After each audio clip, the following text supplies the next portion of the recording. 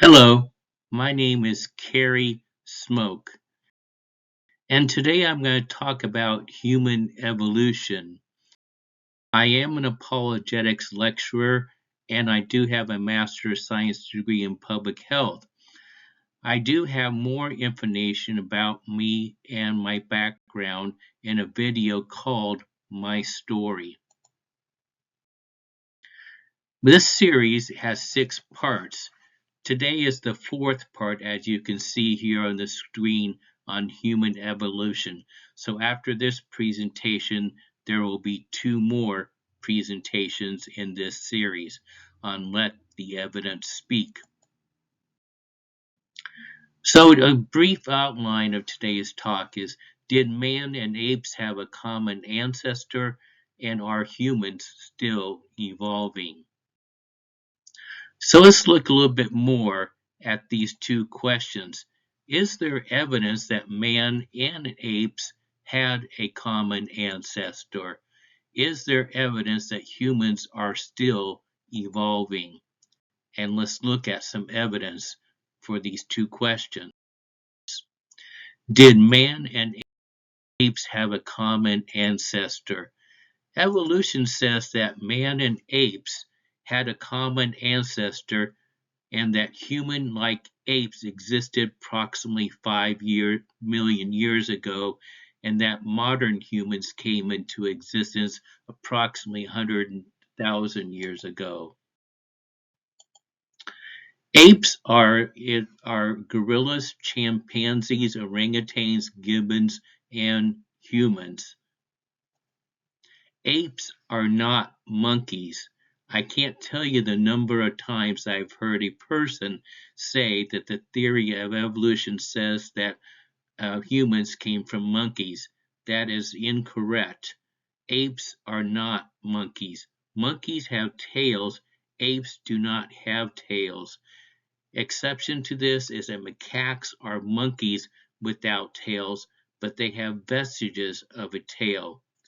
Apes have mobile shoulder joints and arms than more so than monkeys, and monkeys are more likely to be found in trees and use their tails for balance. These are just some of the differences between apes and monkeys. And to me, it's important to get this correct because we don't want to make false statements about evolution. We want to use the correct terminology. So what the evolution says is that apes and humans had a common ancestor. Monkeys are not involved at all. Charles Darwin did not mention anything about human evolution in On the Origin of Species, which was published in 1859. He waited 12 years and then published The Descent of Man in 1871. Why? Because the idea that man evolved from lower animals was generally considered repugnant in society when he published On the Origin of the Species. Therefore, he waited 12 years to let his ideals on evolution to become more accepted in society. Charles Darwin, what evidence did he use in The Descent of Man? Primarily comparative anatomy, embryological, and behavioral arguments. No fossil evidence was used in this book. In fact, at the time of Darwin's death in 1882, no fossil evidence had been found for the supposed pre-human ancestor of man. In other words, no fossil for the common ancestor of mankind and apes. Darwin is puzzled by the lack of transitional forms in the fossil record.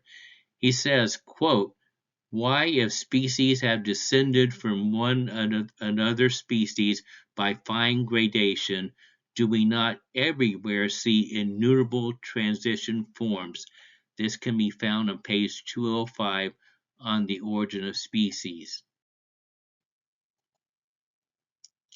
According to evolutionists, less than 2% of all species that have existed on Earth are preserved in the fossil record. Therefore, evolutionists say that transitional forms are absent from the fossil record because of the scarcity of fossils. This is not the case.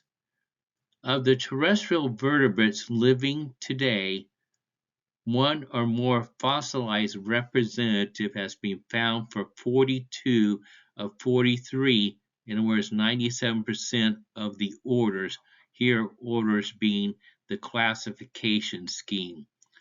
One or more fossil representatives have been found for 261 out of 329, or 79% of the families. And this can be found in Michael Denton's book, Evolution: A Theory in Crisis, published in 1985. Evolutionary assumptions about the origin of man starts with the idea that the amoeba to man evolution is an absolute fact. Evolutionists concede that the details regarding the actual mechanism of evolution and what creature evolved into what are theoretical and speculative. Evolution considers an unassailable fact that humans have evolved from non-human ancestors. So what we see here is that they are being not truthful. They're being deceptive. They're saying one thing that is an absolute fact, but they don't understand the mechanism, and that the idea of what creature evolved into what another creature is theoretical and speculative. And yet they say it's unassailable that humans have descended from a common ancestor with apes. Another primary assumption of evolution is that the degree of anatomical function and genetic similarity between two creatures is considered evidence of their degree of evolutionary relatedness. The problem with these assumptions is that relatedness is assumed to be evidence of evolution. Many examples of structural and functional similarities in unrelated species. Here's example number one. Opossums and primates have opposable thumbs. Australian koalas have fingerprints that are almost indistinguishable from humans. Bats, whales, and shrews have similar sonar-like echolocation. So again, this is the idea of relatedness being evidence of evolution. Evolutionists call this convergent evolution, when two distantly related or unrelated creatures are claimed to have independently evolved by chance the same trait or traits. Stephen Jay Gould has argued that replaying the tape of life would result in a radically different evolutionary outcome. This argues against convergent evolution. So what Stephen Jay Gould is saying, that if you could wind the tape all the way back to the beginning and play it over again, we would not get the same outcome that we get today. And that's what convergent evolution is saying, is that different animals had developed similar traits that evolution has repeated. So this is a problem with the theory to evolution. And there are many examples of convergent evolution, not just the ones I mentioned on the previous slide. What this means is that it points to God reusing design features throughout his creation. Again, this is contrary to the idea of evolution. Stephen Jay Gould saying that evolution should not be repeated. Comparative anatomy of apes and humans. Here's what humans have. Big strong toes, arched feet, long legs, upright knee joints, angled femur, upper leg bones, upright hips joints, upright back, upright skull, flat face, and upright balance. So here visually you can see the difference between apes and humans. So on the left we have the gibbon, then the orangutan, then the chimpanzee, then the gorilla, and the human. And you can see the functional differences that I just mentioned in the previous slide. You notice humans are upright and other things that are described in the previous slide. So what can we conclude from the 10 important differences that I mentioned in the couple of slides ago? Humans, not apes, are uniquely designed to move on two legs with great agility. In contrast, apes have no ability to move on two legs with great agility and speed. Humans and apes were each designed the way they were for a purpose. What do you say? Do you agree? The Road to Homo sapiens. There's a drawing from Time Life book in 1965, and it's a linear and progressive ancestor descent parade. Was known to be untrue at the time it was drawn, but nevertheless has become an icon of evolution known as the March of Progress. Here we see this March of Progress. On the very far left, you see a creature with a tail, and on the very far right, a representative of the human. There's a huge problem with this picture here, which I will describe. The leap from the first figure on the left to the second figure from the left would require innumerable evolutionary changes, not slow gradual changes. For example, notice the loss of the tail and the upright walking hip changes in the second figure. Again, the idea here is that it would require too many steps to get from the first figure on the left to the second figure on the left. It doesn't make sense in terms of evolution. The principle of natural selection actually would have deselected this second figure from the left because it would have been too clumsy to keep evolving if you look at the third picture from the left. While evolutionists are certain that modern apes, like chimpanzees and modern humans, shared a common ancestor 6 to 7 million years ago, this ancestor has never been identified. There is no agreement among evolution regarding which, if any, of the other claimed species of Homo is in our direct ancestor, but evolutionists generally maintain that Homo evolved from some Australopithecine. These two quotes are from David Minton in 2016. Distinguished paleontologist Lord Solly Zuckerman has said this about the Australopithecine: they are just bloody apes. Let's look at Lucy, a famous Australopithecine. Lucy is based upon 47 bones, about 20% of an entire skeleton, and is about 3.5 feet tall. This is Lucy. My wife and I have seen Lucy in a museum in Chicago, and that's all there is of her structure. But notice in the next picture some things about Lucy that have been assumed by paleontologists.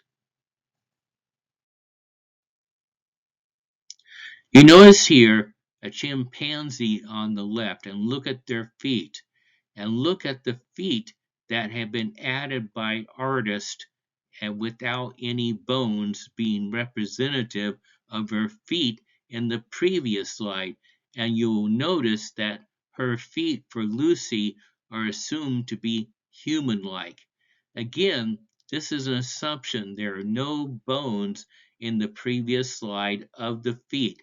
So to put human feet on here is something that is misleading. Let's look at another question. Are humans 99% genetically identical to chimpanzees? Perhaps you have heard this assertion. Data was cherry-picked to arrive at this number. Cherry-pick means they took many tests and chose the best result.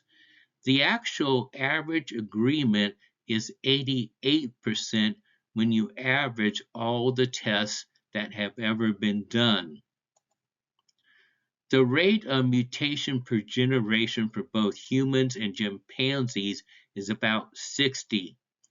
If humans and chimpanzees split from their common ancestor about 3 to 13 million years ago, a large time frame, and if a generation is 20 years, then 150,000 to 650,000 generations have passed since they last shared a common ancestor. Using the mutation rate of 60 per generation, the DNA of humans and chimpanzees should differ by about 18 to 80 million DNA letters being the CTAG that you find in DNA. The actual difference is 400 million DNA letters. The conclusion then is that humans and chimpanzees could not have had a common ancestor. Not enough time has passed for all these differences to be accounted for. We looked at the evidence that man and apes had a common ancestor. There is no fossil evidence of a common ancestor.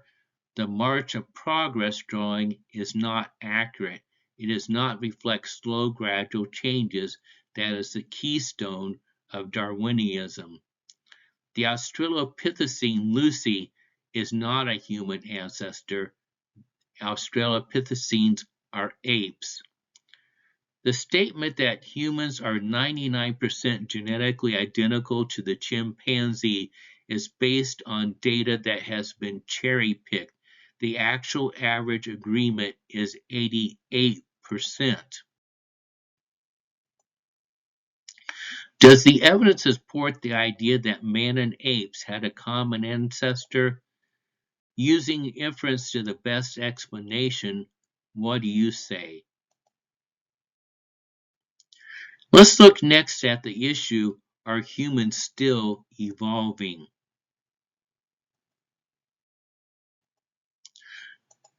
Many evolutionists believe that natural selection has stopped. However, some people believe that mankind has the ability to choose the next stage of human evolution. Here's an example that we'll look at today, a cyborg named Neil Harbison. He's legally a cyborg on his passport. Here's a picture of Neil Harbison.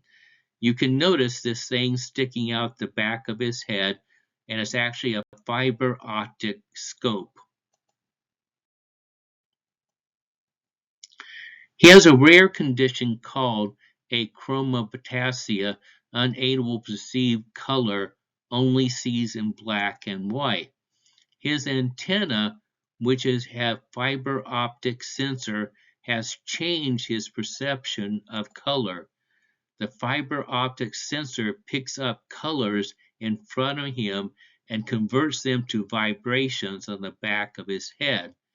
He has learned to translate the vibration frequencies into color so he can identify colors that are in front of him. For example, colors on a person's face or the color of clothes that a person is wearing. The antenna is actually inserted into his brain through a hole in the back of his skull. His antenna allows him to see the infrared and ultraviolet spectrums. We may experience a forest as peaceful and quiet, but by sensing the UV in a forest, Neil Harbison hears the same forest as loud and noisy.